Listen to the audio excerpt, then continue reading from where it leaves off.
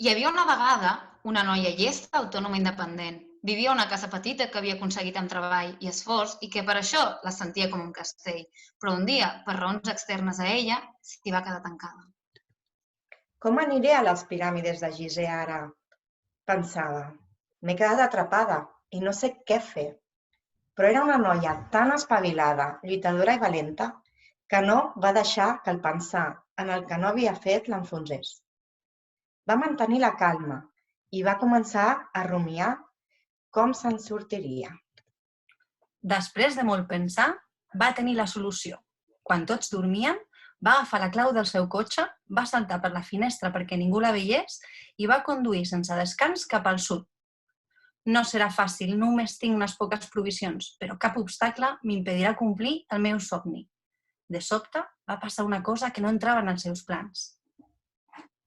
Va rebre una trucada. Havia estat escollida per participar a un gran esdeveniment internacional. Sempre havia desitjat participar-hi. Es tractava de... La volta al món en globus! Quina explosió d'emocions! Podia sentir com l'adrenalina corria pel seu cos. Tantes il·lusions i somnis que creia oblidats al racó dels impossibles. Però un moment, hi havia un inconvenient. No podia concursar sola.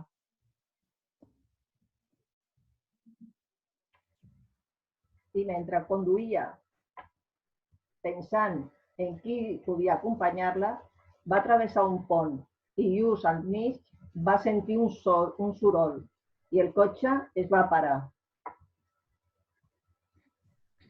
Una avaria en el motor no li anava a impedir aconseguir els seus somnis.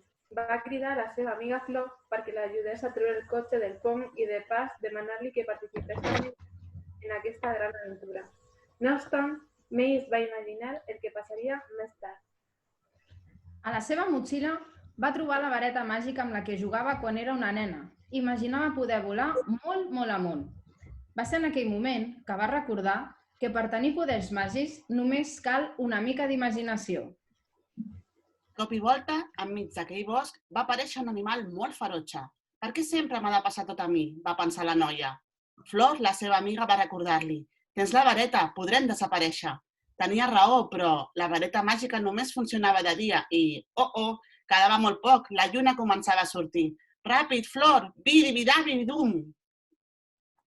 Flor va arribar de seguida, tan somrient com sempre, i juntes es van posar a pensar en el conjur màgic que els faria aconseguir els seus somnis.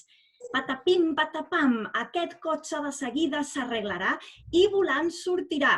I, sorpresa, en un abrir i tancar d'ulls, la nostra valenta protagonista i la seva millor amiga van començar a volar mentre veien el feroç animal allà baix, tan petitó, mirant-les enmig del pont. Volant, volant, es van anar allunyant, i aquell animal, cada vegada més petit, va seguir vivint, feliç i tranquil en el seu medi. No va ser la volta al món amb un globus, tampoc va poder arribar al concurs, però com les millors històries mai escrites, la màgia de la llegenda de Sant Jordi va permetre que aquell 23 d'abril confinada a casa seva pogués celebrar el Sant Jordi recorrent el món amb un cotxe volador a través del llibre oblidat en un calaix. Feliç Sant Jordi 2020 a tothom! Feliç Sant Jordi! Feliç Sant Jordi! Feliç Sant Jordi! Feliç Sant Jordi!